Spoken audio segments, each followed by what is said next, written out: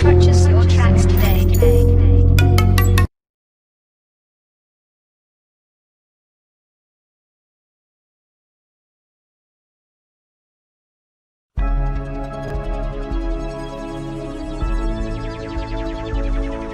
Hey there.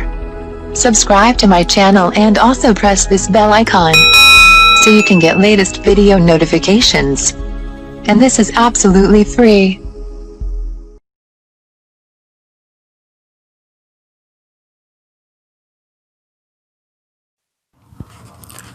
સંચાલનનું મહત્વ, importance of management.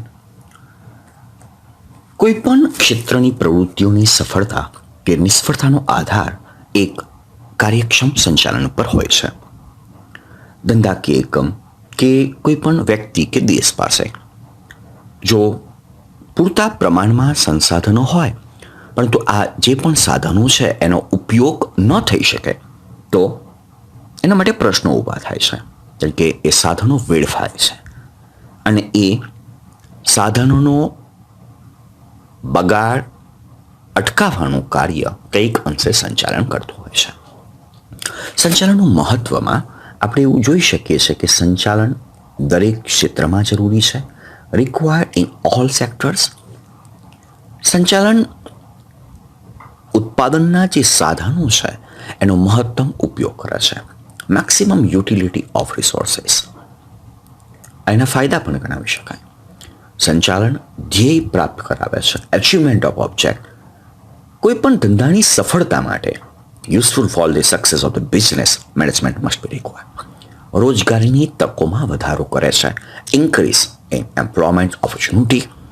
નફામાં વધારો કરે છે, પ્રોફિટ મેક્સિમાઇઝેશન માટે, અને સમાજ અને રાષ્ટ્ર માટે પણ કંઈક ને કંઈક ઉપયોગી બની શકે છે. પહેલું આપણે જોઈને સમજવા પ્રયત્ન કરીએ કે સંચાલન દરેક ક્ષેત્રમાં જરૂરી છે. આપણે જોઈ શકીએ છીએ કે પિક્ચરની અંદર ધંધા બિઝનેસની વાત તો છે, ધંધા સિવાય ધર્મ, સંરક્ષણ, સામાજિક, રાજકીય, શૈક્ષણિક, રમતગમત એવા વિવિધ વિકલ્પો, વિવિધ ક્ષેત્રો આપેલા છે અને દરેકમાં મેનેજમેન્ટનો કંઈક ને કંઈક અહમ રોલ છે. આપણે ધર્મના ક્ષેત્ર જોઈએ તો માંડ 200 વર્ષ થયા, સંસ્થાને તો માંડ 50 કે 60 વર્ષ થયા BAPS. એવું કહી શકીએ છીએ કે આ સંસ્થાની તરફેણમાં આ સંસ્થાએ ડેવલપ કર્યું છે. એ આંખે દેખાય છે, બેલેન્સ શીટની વાત નથી કરતા, પણ માર્કેટમાં એ દેખાય છે. કેમ છે? Proper management. એના જે પણ સાધુ સંતો યા સત્સંગીઓ છે ડેડિકેટ છે, પ્રોપર મેનેજમેન્ટ ભણેલો ગણેલો વર્ગ છે, સમય સાથે તાલ મિલાવી જાણે છે ને, એટલે આપણે એને કહી શકીએ છીએ. રાજકારણમાં તમે પાર્ટીઓ જુઓ, એક સમયે 100 વર્ષથી પણ જૂની પાર્ટીનું જે વર્ચસ્વ હતું અત્યારે એ અસ્તિત્વ માટે જજુમે છે અને એક નવી પાર્ટી દિલ્હીમાં આપ સર્વાઈવલ થઈ, જેને કલ્પના નહોતી કરી, પણ એક ગ્રાસ રૂટ લેવલ પર પ્રોપર મેનેજમેન્ટ થતું. એને કારણે શિક્ષણ ક્ષેત્રે પણ એવું છે. આપણે ચરોતરમાં જ વાત કરીએ કે ઘણી બધી કોલેજો સારા છે, પણ આ બધામાં સેમકોમ એક નામ છે, એક બ્રાન્ડ છે, ઇરમા એક નામ છે, બ્રાન્ડ છે. કેમ છે? એક શિક્ષણ તો બધી જગ્યાએ સરખું છે, સિલેબસ, યુનિવર્સિટી, પણ એક મેનેજમેન્ટ પ્રોપર થાય છે. રમતગમત ક્ષેત્રે તમે જુઓ, ક્રિકેટ હોય કે બીજી કોઈ પણ રમત, કયા બેટ્સમેન સામે કયા બોલરને લાવો, ફિલ્ડિંગની ગોઠવણી, આ બધું એક મેનેજમેન્ટનો ભાગ છે.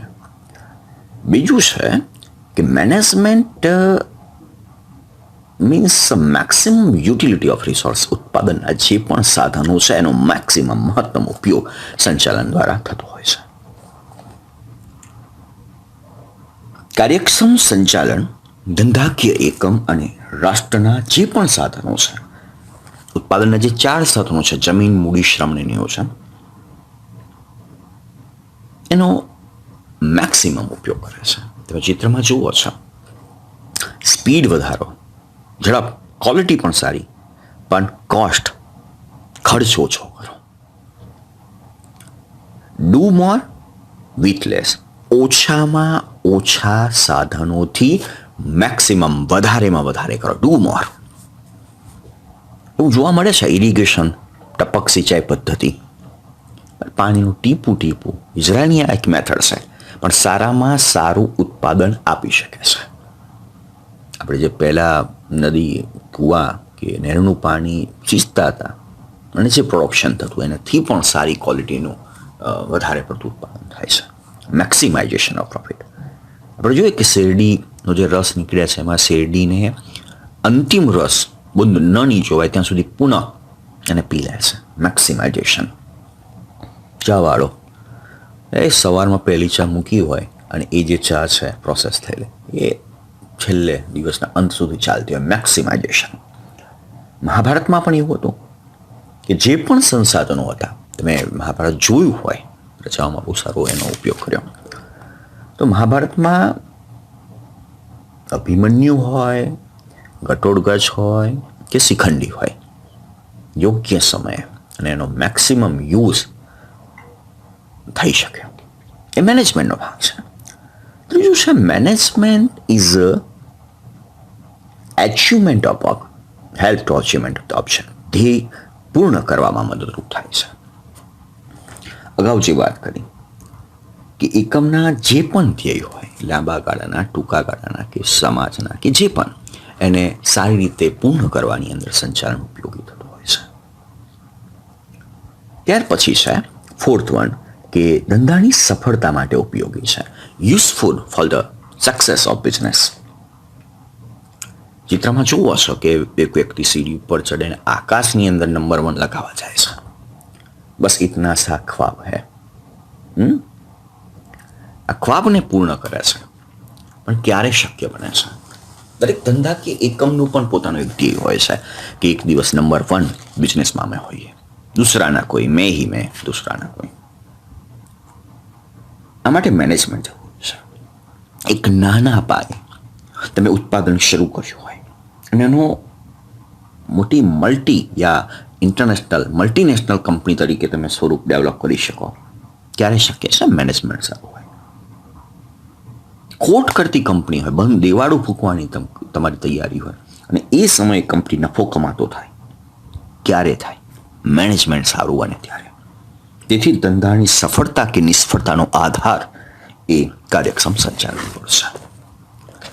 લિજ્જત પાપડ 5-7 બહેનોએ શરૂ કર્યું ને આજે એક મલ્ટીનેશનલ બ્રાન્ડ બની છે.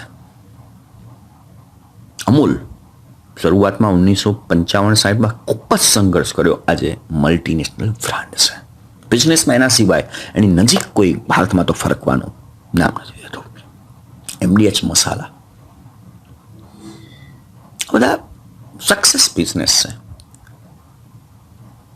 કેમ કે પ્રોપર મેનેજમેન્ટ કરી શકે છે. ત્યાર પછી છે ઇન્ક્રીઝ એમ્પ્લોયમેન્ટ ઓપોર્ચ્યુનિટી, રોજગારીની તકોનું સર્જન કરી શકે છે.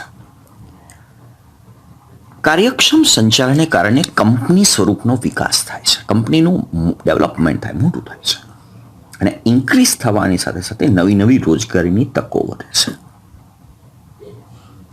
સામાન્ય રીતે આપણે જોઈએ છે કે ખેતીમાં જે વ્યક્તિઓ કામ કરતા હતા એ ધીરે ધીરે એક સારા ઓપોર્ચ્યુનિટીને કારણે નવા ઉદ્યોગો તરફ વધ્યા, ઉદ્યોગોનું સ્વરૂપ બદલાયું અને અત્યારે ધીરે ધીરે સર્વિસ સેક્ટર પર ગયા. આ ક્યારે શક્ય બન્યું? મેનેજમેન્ટ. ગુજરાતમાંથી અનુમાનિત દરેક ગામમાંથી એક વ્યક્તિ અમદાવાદ હશે, કારણ કે ત્યાં કાપડની મિલો હતી, ઉદ્યોગ હતો.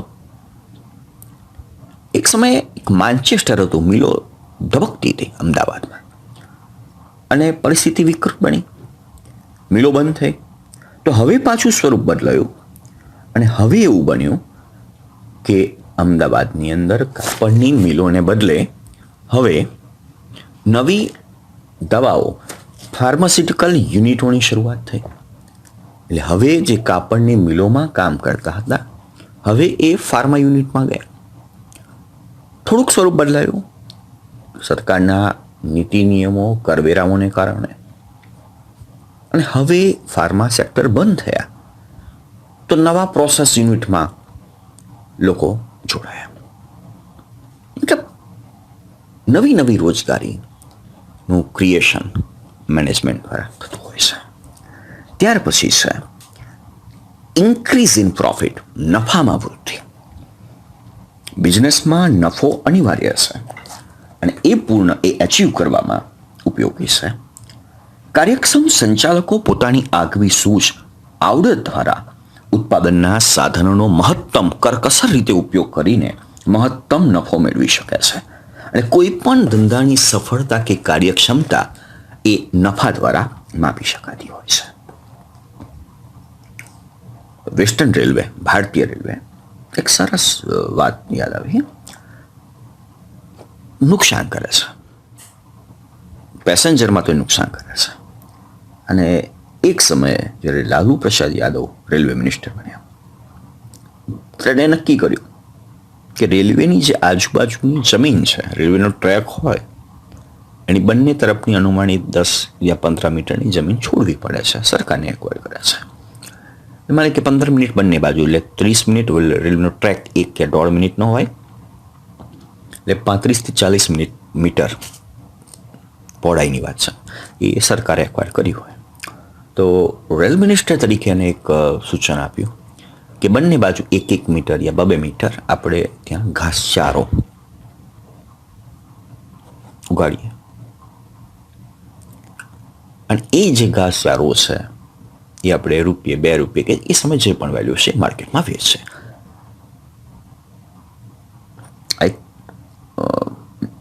પ્રોફિટ કેવી રીતે અર્ન કરી શકાય? ભારતીય પોસ્ટલ વિભાગ પોસ્ટકાર્ડની પાછળ તમારી કંપનીની જાહેરાત છાપી આપે છે પૈસા લઈને. ₹300 આપો, 6 ટિકિટ તમે જે કહો છો તમારા ફોટાની પ્રિન્ટ કરીને આપે છે અને ચાલે છે પૈસા કમાવા. આ વર્ષે આપણે એવું કર્યું કે ભાઈ કબડ્ડીની મેં બી ટીમ કે ક્રિકેટની ટીમ, તો આપણે પૈસા સ્કૂલમાંથી આપતા હતા, પણ હવે એવું નક્કી કર્યું કે જે હિમેશભાઈ સ્પોન્સર થાય છે સાહેબ, એનું નામ લખીશું સ્પોન્સર, પૈસા આપણા બચે છે, ટીચરો આવે. ઘણી નાની નાની બાબતોમાંથી તમે પૈસા પ્રોફિટ અર્ન કરી શકો છો. એ મેનેજમેન્ટનો એક ભાગ છે. સોલર પેનલ નાખીએ, લાઇટ કન્ઝ્યુમ થતી બચાવી, કરકસર ભરો, 8 વાગ્યા પછી આપણે આ લાઇટો બંધ કરીએ, એ પણ એક મેનેજમેન્ટનો ભાગ છે.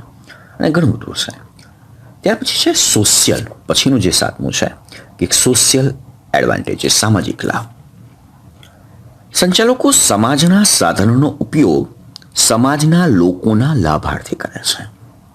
કારણ કે સમાજની સમૃદ્ધિ, સમાજની સુખાકારી હશે તેનો સીધો ફાયદો બિઝનેસને બનવાનો છે. ધંધાકીય એકમો વિવિધ વસ્તુઓનું નીચી પડતરે ઉત્પાદન કરીને વ્યાજબી કિંમતે વસ્તુ સમાજમાં પૂરી પાડે છે.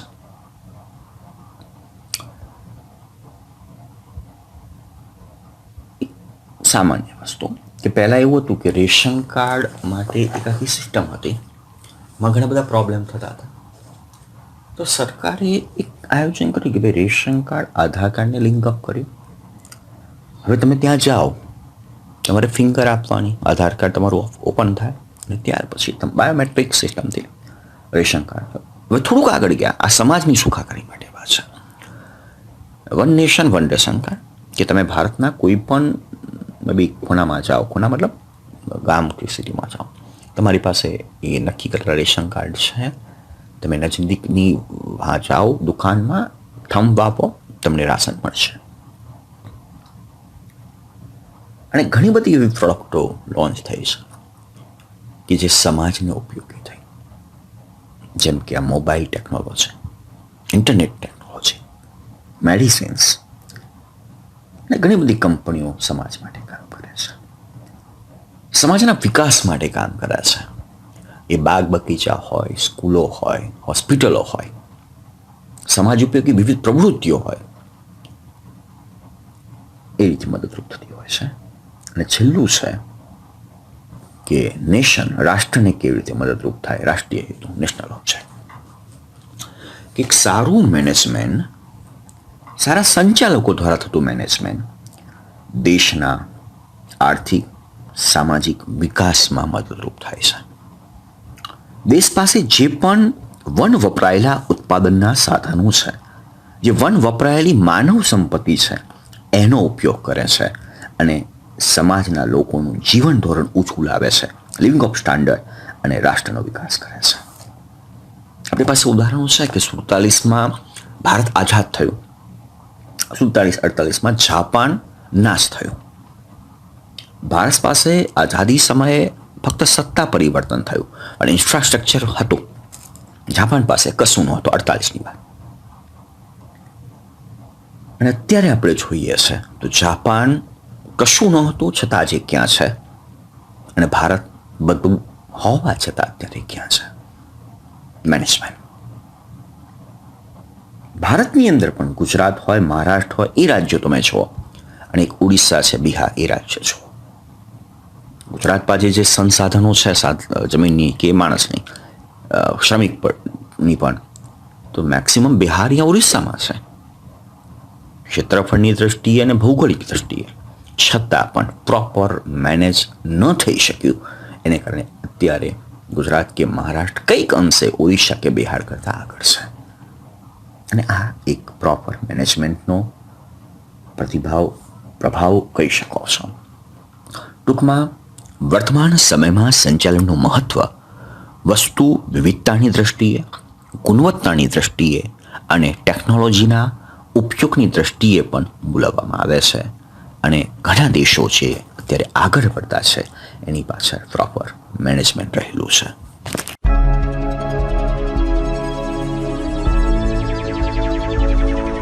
Hey there. Subscribe to my channel and also press this bell icon so you can get latest video notifications. And this is absolutely free.